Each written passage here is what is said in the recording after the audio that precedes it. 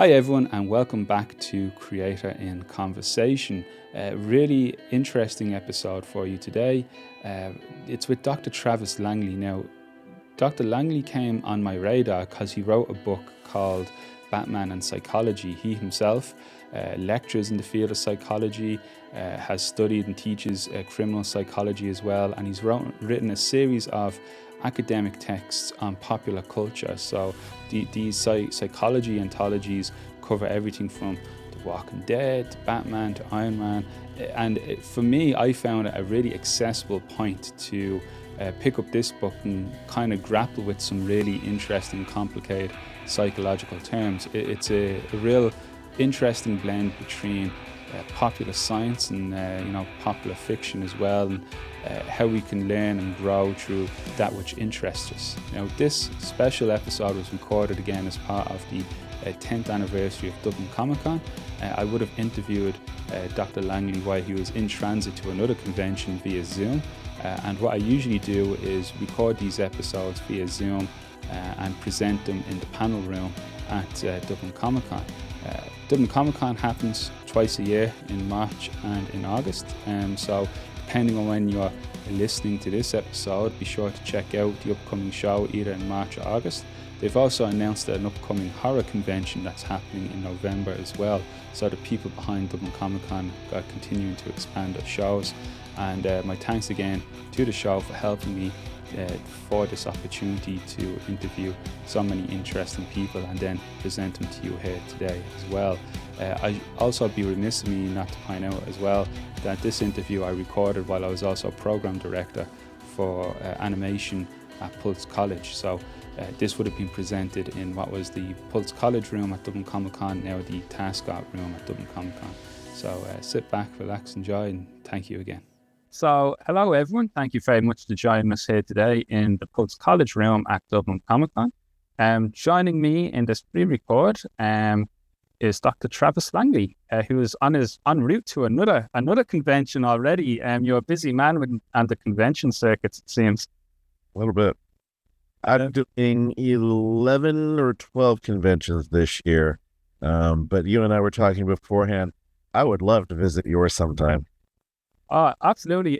It's one that I recommend to everyone, and it's a very unique experience because I've made it over to New York myself for the New York Comic Con a couple of times, and we have that similar buzz, but there's something that's also kind of unique because it's set here in Ireland. Like you'll have to come over to experience it, but it's a nice melting pot of minds, as it were. But thanks very much for joining us. And I was just saying, as you were saying, we were talking just before the recording, and I was giving you a little bit of a preamble as to what the intention is with the room here. And we have a number of speakers coming in, so folks can attend live portfolio reviews, demonstrations using animation software such as Maya. But we also have a series of guest speakers coming in. And later on in the day or on the YouTube channel, depending on what way folks are engaging with the medium, they're out in the future. We're going to have Will Murray joining us as well, and Derek Kyler, who has the upcoming autobiography of Benjamin Sisko, who'll be talking with us as well. So that'll be more content over later on throughout the weekend and on the YouTube channel. But for yourself, Dr. Langley, really an interesting career you've carved out for yourself. As was it yourself who first coined the title superheroologist? Is that, do I have that down? That's superheroologist. It's like we don't say bioologist or psychoologist, but I wish a different name had been available on Twitter at the time, honestly. But I keep having to tell people about that spelling. But no, superheroologist it was a word I made up for a Twitter handle. It had been inspired by somebody who had called himself a Batmanologist. And I was like, well, I want to look at more than that. So that was originally my Twitter handle. These days, for other social media, it's always Dr. Travis Langley. Awesome. And you mentioned there Batmanologist as well, because when I first came away with you was with the fantastic Batman Psychology, A Dark and Stormy Night. And we have I believe it's on its second edition now, is it? Yes. The books has been popular every week for 10 years, and after 10 years I had more things to say, so it's in the second edition, has new chapters to add, some things to update. It was like visiting that book again. Working on it again was like visiting an old friend. Going through that right now with our Doctor Who book, and I always expected to do second editions of those because I'm a big fan of both, and I always knew I would have more to say about both Batman and Doctor Who. Absolutely. And Doctor Who, are you excited for the new upcoming series now? It's going to be on Disney Plus for you guys, I think, isn't it? Yes. I'm always excited about what's coming up with Doctor Who. I really am, even at times when, okay, I question certain showrunners, and I think one recent showrunner doesn't quite get the humor of Doctor Who, but I'm always excited about, it's always changing, it's always reviving this, what's made the show endure for all these years. And even where I don't agree with some of showrunner Chibnall's choices, I still love a lot of what they did. I love Jodie. I look forward to seeing Tennant again. I look forward to Gatwa. I've been a fan since I discovered him on public television with reruns of the Fourth Doctor way back when. It's always fascinating for me when I meet folks over in America who are Doctor Who fans, because it seems so uniquely kind of over here in Ireland. We would get BBC, so that would come over to us from England.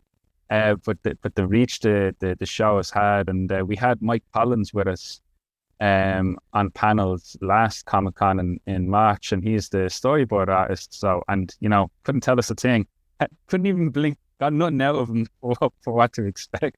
But to swing it back round to Batman, it was really interesting. Like the text, for me, diehard Batman fan. So like it could be a Batman napkin. I'm kind of read it, But for yourself, when you decided to approach this topic, I suppose you must have always been a fan. So this is probably a passion project that began.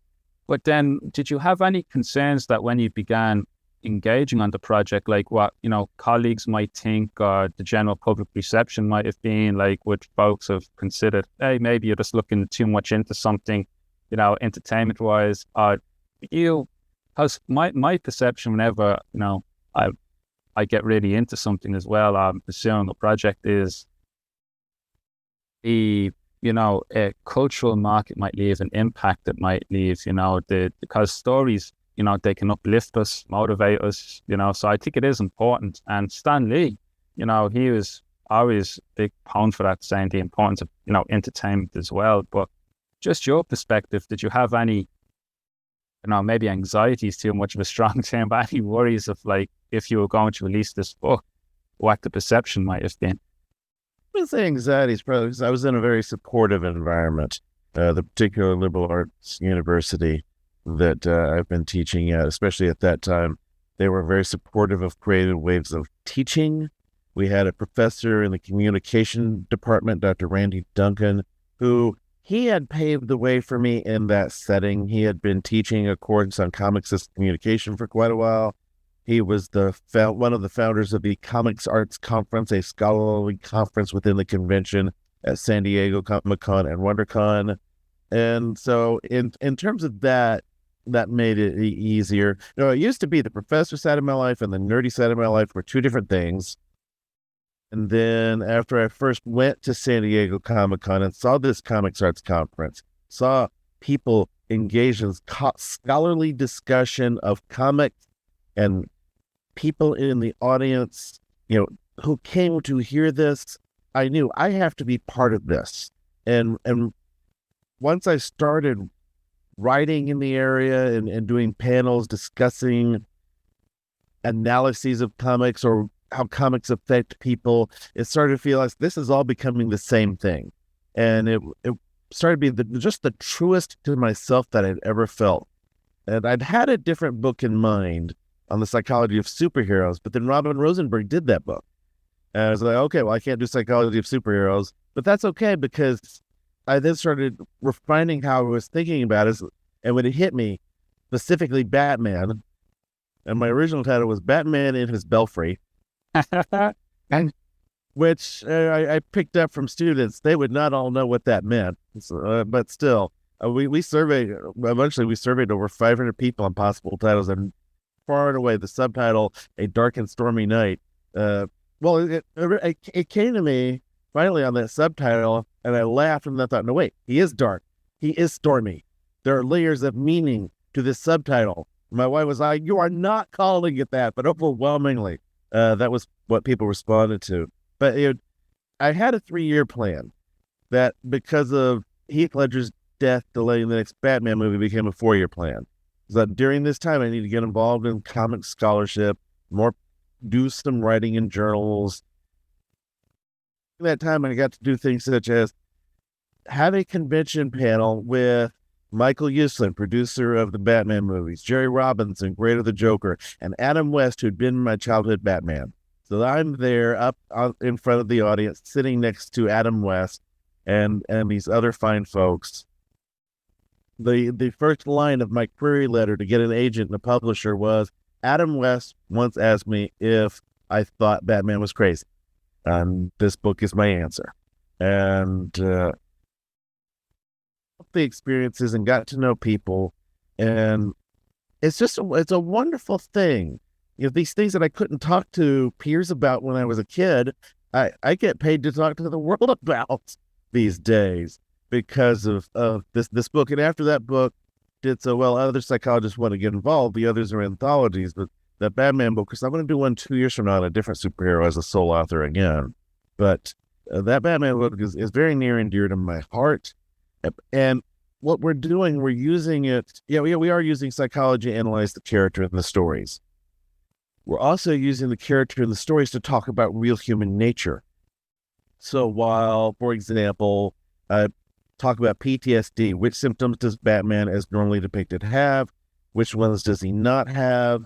That lets people have an interesting look at Batman, which is what they generally come to the book for. But it also lets me show them that PTSD is not necessarily what they thought it was.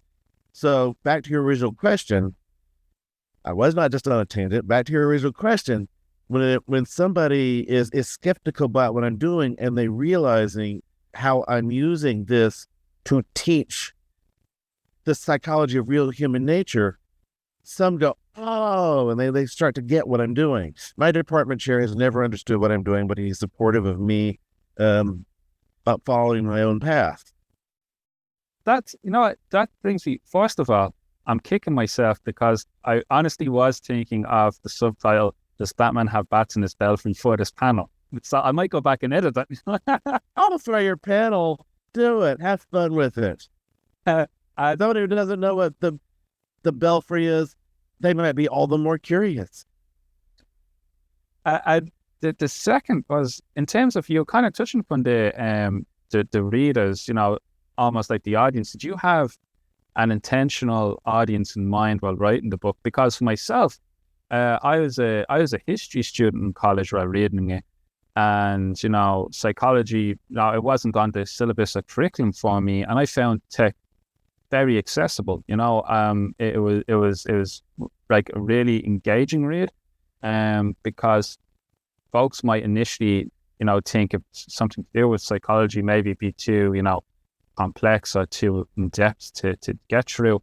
But I found it a very accessible book. Was that one of your intentions as well, as you were kind of touching upon, to, teach, lean people into the subject of, wider psychology, perhaps by using the character of Batman an entry point? Was that always a plan for you? This could be an entry text, like it could be a book for a general audience? Or did you have a very specific audience in mind when writing it? I always had general audience in mind. Accessibility was absolutely important to me. I had a choice between two publishers. One was Harvard University Press. They were interested in the book.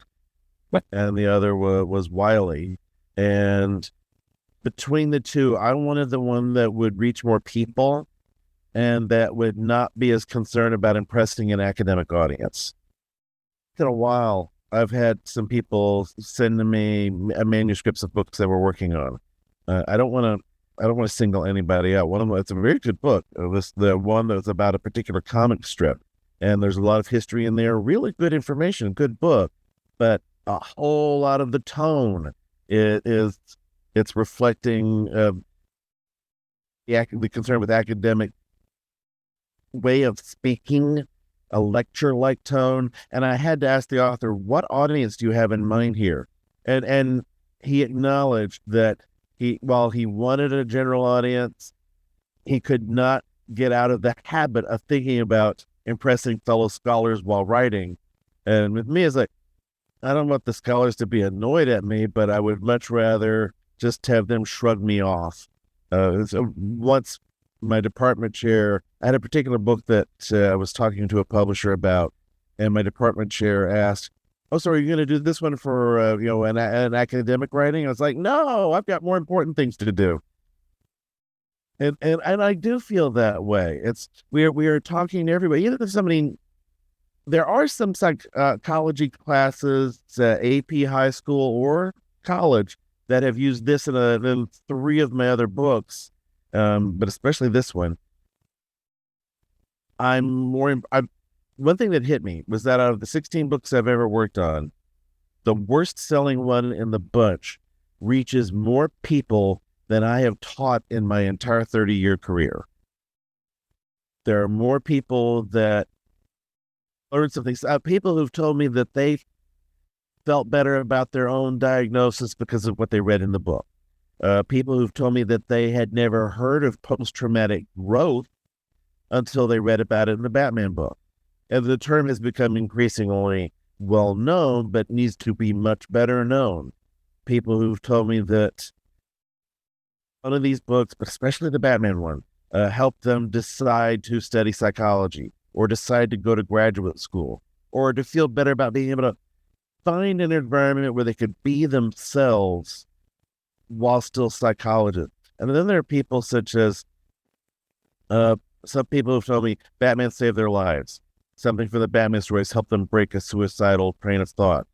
Or the woman who emailed me, this was about a comment I made in my Star Wars book, but it still fits the same purpose. The woman who messaged me to say that something I said in the afterword of my Star Wars book was, what I said was that the great lesson of Star Wars may be that despite what they keep saying, there is never only one hope. And she said that was exactly what she needed to hear at that particular moment while dealing with her dying father. So this kind of thing touches people in different ways. Story, and you touched on this, story is the most powerful force in the world. You go, story is the most powerful force in the world. Once upon a time, the ability to light a fire was fictitious. Stories inspire us. Stories sell things. The car salesman who gets you to thinking about the story of what you will be like in that car will be far more effective at selling that car to you. A story gets you to travel to an interesting place. It affects the way we remember things, inspires us to build, shapes our cultures. The person who wants to make a mark in the world and be remembered by history, that's about personal story. So it's not just fiction, but story itself shapes the world. And we've learned from story our entire lives. Children are learning moral principles through stories that are being told to them. They're learning to read. Children's books are teaching them about manners and reading, cooperation, and reasons to go the heck to sleep. And it's story, incredibly powerful thing. We use examples all the time. And so when I'm doing something like writing a book on Batman or teaching a class, every spring I do a media-related class. Sometimes it's been psychology and literature, psychology and film. Once it was called Stan Lee Heroes, and I had to emphasize Stan did not create all of these by himself. He co-created, but that had been at Stan's suggestion. Stan had said, you should teach Stan Lee University. I just made this comment to the previous department chair, one who did get what I do. And he said, do it. Okay, but 3 times it's been a class called Batman. I don't have to disguise it. I don't call it the psychology of nocturnal vigilantism. I call it Batman. Only students with the word Batman on their transcripts are in that room. No, and you've hit upon something there as well. Where I am now, we're between the academic term. Our academic term in 3rd level usually starts around September. Mm-hmm. So now is where interviews take place for the next academic year. And I'm always at this point saying to animation students, we teach a certificate and a BA in animation, that, they can't just expect, to be drawing every day, animating and modeling every day. There are the transferable skills, the soft skills that are important. There's a particular module, animation history and principles, in which there's a psychology module aspect, the class within it. Times it leans more into like the uncanny valley and those type of elements we discuss in broad strokes. What's become more prevalent to us now in like recent months, in the past year definitely, is the emergence of AI being used as a tool. And as animators, it's really causing pause. Like, will this be our next big tool, or would this be something that might be used to cut corners? And it's been, some are looking at it with trepidation, some are looking at it with excited by the possibilities. But this is why the critical research and evaluation aspect of what we teach at third level is so important. Is that, as you were saying, going back to the idea of stories, that's for us to kind of come up where it uplifts, informs the transference of information. And often I'd be looking at, a first year student would be questioning, like, why I'm here to draw Mickey Mouse, when instead you have us, reading this text. Where do we bridge the gap? But it just goes to show the richness of what education can lead to, how it builds, the better stories for it as well. And that animator who wants to draw Mickey Mouse, that animator needs to have a feel for story. What is Mickey doing? Not just a picture of Mickey, even if it's just one frame, one still. What is Mickey doing in that moment? The animator, the illustrator who has the sense of story will have a livelier image, even if it's just one image. Absolutely. You mentioned Adam West as well, almost using him as the elevator pitch as, so you're going for agents. Was it your book, correct me if I'm wrong, but particularly with passing of Adam West, what kept going in circulation was he referred to himself as the Bright Knight. And yeah, he said I'm sure he said it more than once, but he said it, I quote him on that in my book. He said it during a convention panel, with the one that we were doing with him and the executive producer of the modern movies. And that was when we're at those two. I did not know those two had never met in person before. And all those years, they had never met in person before that. And sometimes Michael introduces me to other people as the person who introduced him to Adam West, which has layers of coolness to that. I've got to be good friends. Well, I got to know Adam. We stayed friendly after that. And I've gotten to be very good friends with Michael. So there Adam is, sitting between me and Michael Uslan. By gosh, I've got Adam West on my panel. I'm sitting next to my Batman. But Adam has this comment about how Batman has many layers to it and is an amazingly diverse character. Adam said, I, of course, am the Bright Knight. You have your Dark Knight. And he was making these comments about how Batman worked on all these different ways. And Michael said that was a particularly important thing for him to think about. And he was very grateful to Adam for saying that. And he and Adam actually worked together later on the two animated movies that Adam did before he died. The Return to Cape Crusaders. There was the Return of the Cape Crusaders and Batman versus Two-Face, which was released after Adam died. Yeah, no, it was great for those films, to get made. So I think they were both released, premiered at New York Comic Con. I think I caught them there. That's wonderful. It's great. Amazing how the story can go full circle. And also, with regards to about the research for something, not even just the Batman book, but just like, so as you mentioned, you've written but also edited several more titles as well, ranging from Batman to Doctor Who to Star Wars. The research some of that's got to be a lot of fun, I suppose. Like, have you ever been afforded the opportunity to, access archives that wouldn't be generally available?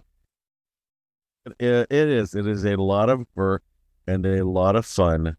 When I'm going through, hunting through every Batman story. And I remember when I was working on my Joker book, and I wanted to find which story called him the Clown Prince of Crime the very first time.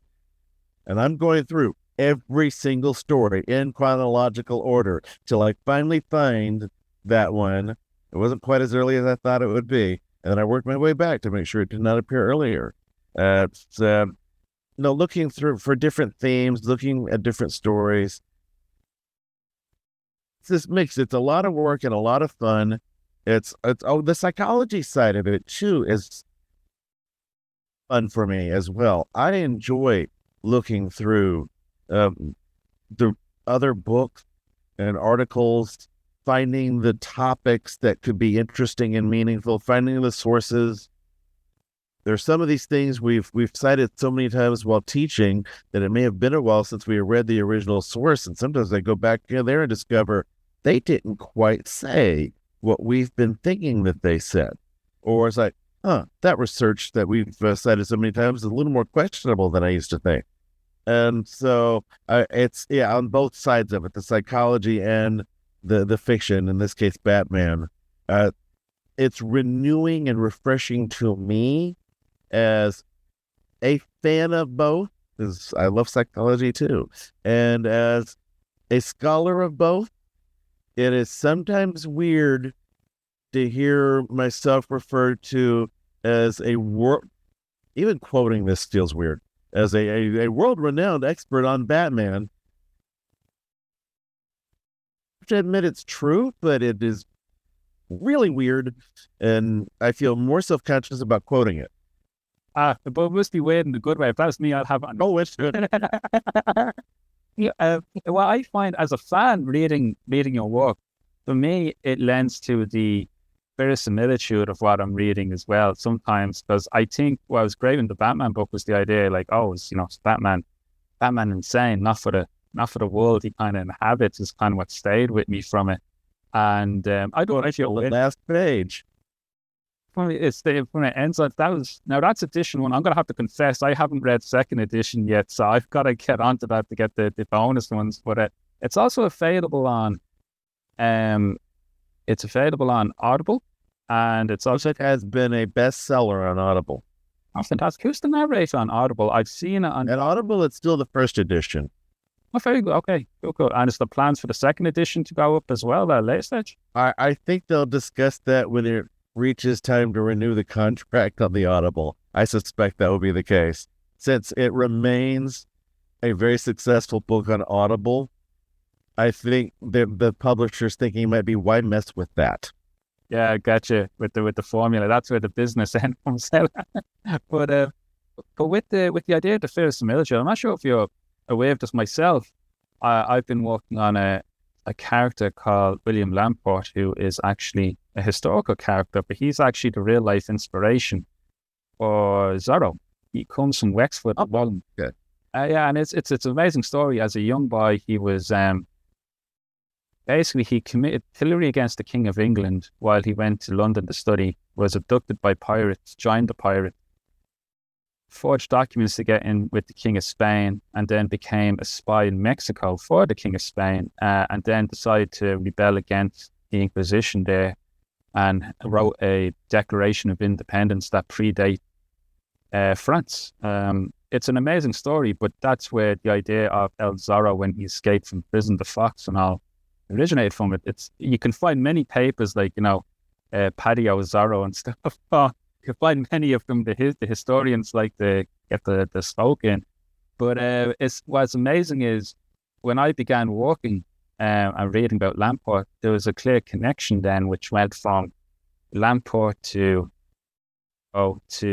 Douglas Fairbanks to Bob Kane, Bill Finger to Batman, and something that's kind of drawn out was like this kind of, they're completely different though as individuals and people, but it's something that's fascinating, and you find something that can just be a key to great enjoyment, adds to the verisimilitude, the truth, the reality when the story being told, the fiction, but it can also sometimes look for, amalgams or real life analogs to some of the characters. While working on any of your books, like the Doctor Who series and and Star Wars as well. I know Spider-Man is the latest that's been out as well. Have you ever looked for like real world analogs or studies, I suppose, and when writing on a fictional character or case study, have you ever drawn parallels or anything like that ever, tweaked in your mind, gone, this reminds me of, a possible, scenario X, Y, Z? There are definitely those. There's certain ones, especially when I was working on my Joker book.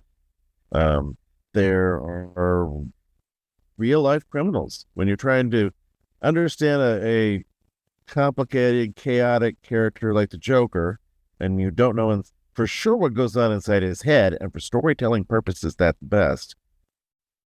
The Harley Quinn aspects help me get the book a little more grounded in terms of the fiction, but trying to deal with this character who is so dangerous, so murderous, I looked at a lot of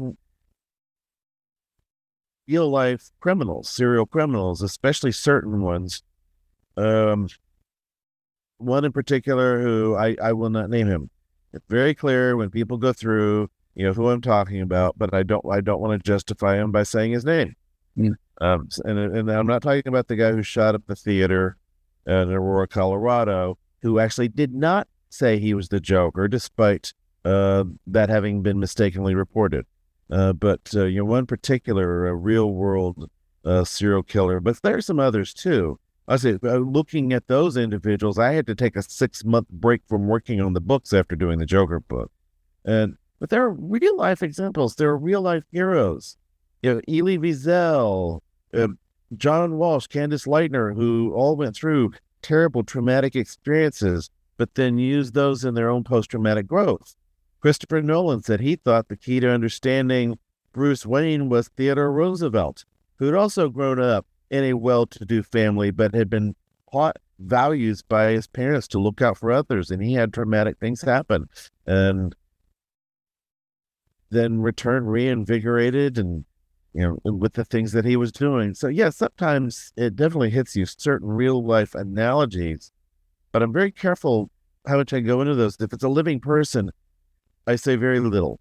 You don't want to get to sounding like you're speculating about the psychology of the real person. Even if it's somebody who did, I'm still concerned because, okay, they're gone, but there are real people in their lives. I'm definitely wary of talking about real life victims because I don't want it to ever, even though sometimes they are absolutely the analogy when I'm analyzing a particular fictional victim.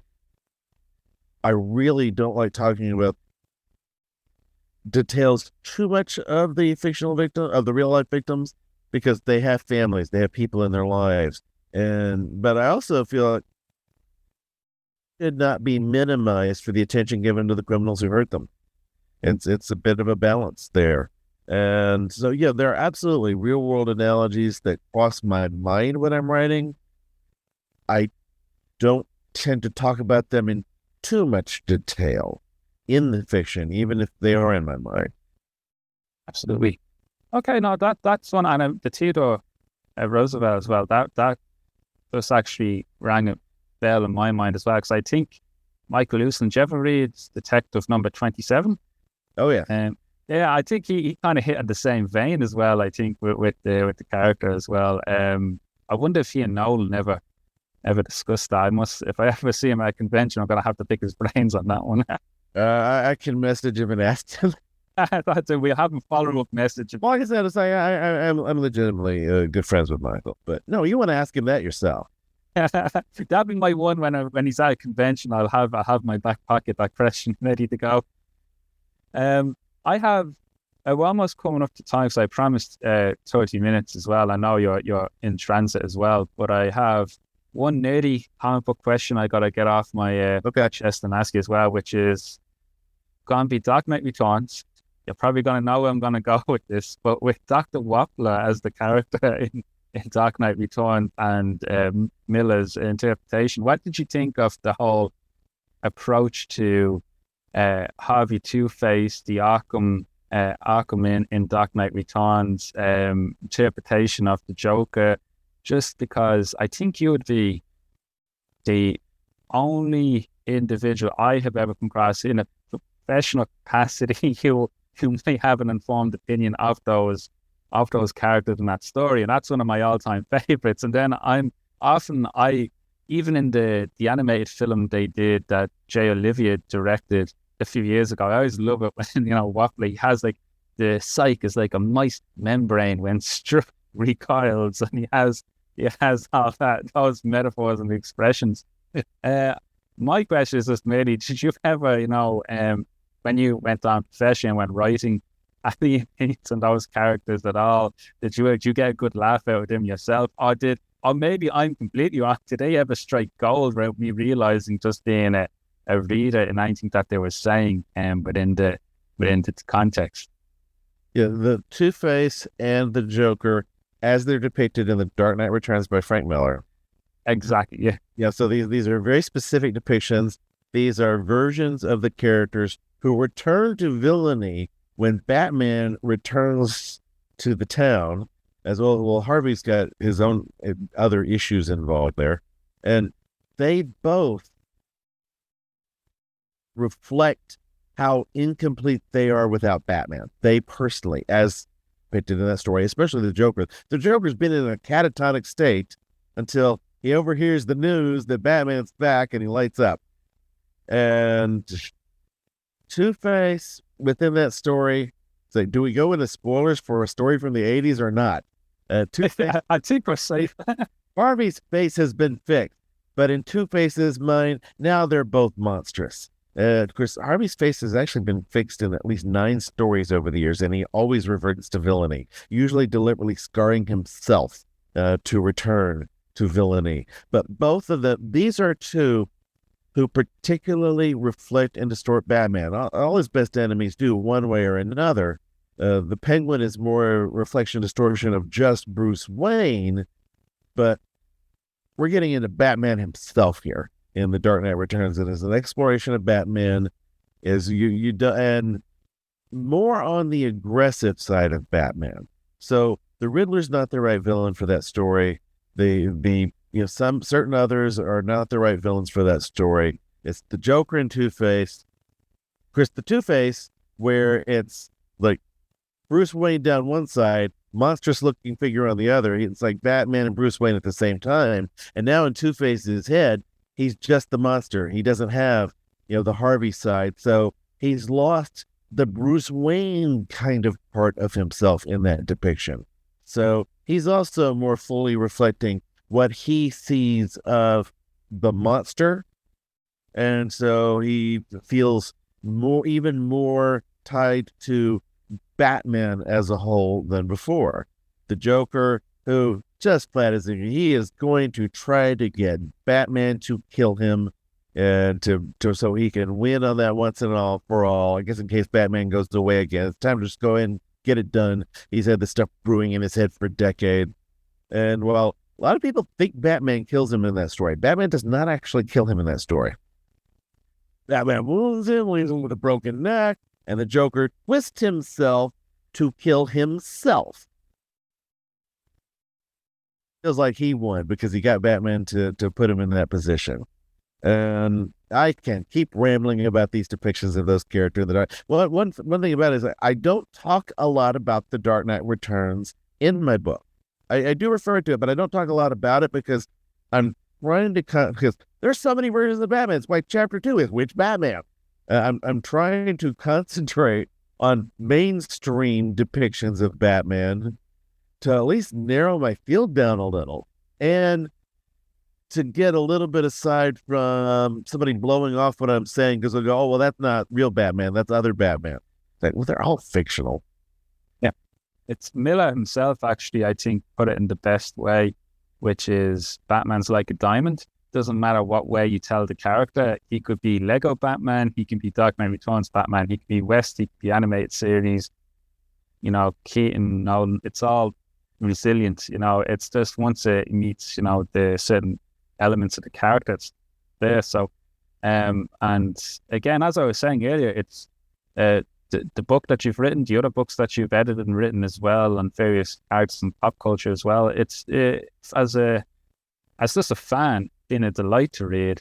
I always recommend them because it does help with, from my experience in terms of verisimilitude, but I also, just as, someone on the outside, psychology, I found it so accessible. And as you mentioned, like post-traumatic growth and others, like opening up new points of discussion and reflection. And just speaking as an educator, mental health, particularly post-COVID as well, mental health is such an important element within work, study, social life. And so it's great to see, individuals like yourself who help